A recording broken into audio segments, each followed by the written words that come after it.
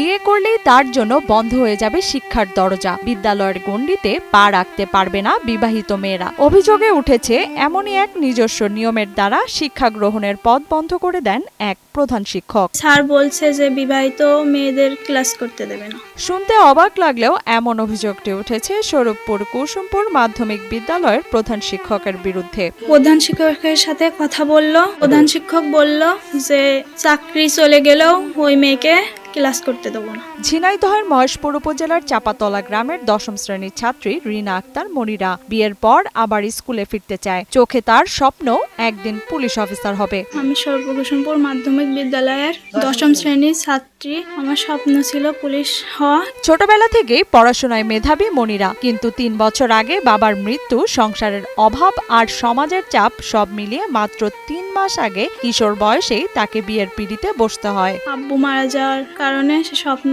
ভেঙে যায়। পরিবার থেকে বিয়ে দেওয়ার কারণে ২-৩ মাস স্কুলে অনুপস্থিত ছিলাম। বিয়ের পর হাল ছাড়েনি মনিরা। ২০ জুলাই মাকে সঙ্গে নিয়ে স্কুলে ফিরেছিল সে, কিন্তু মুখোমুখি হয় অপমান আর হতাশার। গত ২০ তারিখে আম্মুর সাথে স্কুলে যাওয়ার পর আম্মু অনেকবার অনুরোধ করলে তাও স্যার মানলে না, বলছে বিবাহিত মেয়েদের ক্লাস করতে দেবে না। অভিযোগ, প্রধান শিক্ষক মনিরুল রহমান সাফ জানিয়ে দেন এই স্কুলে বিবাহিত মেয়েদের জায়গা নেই।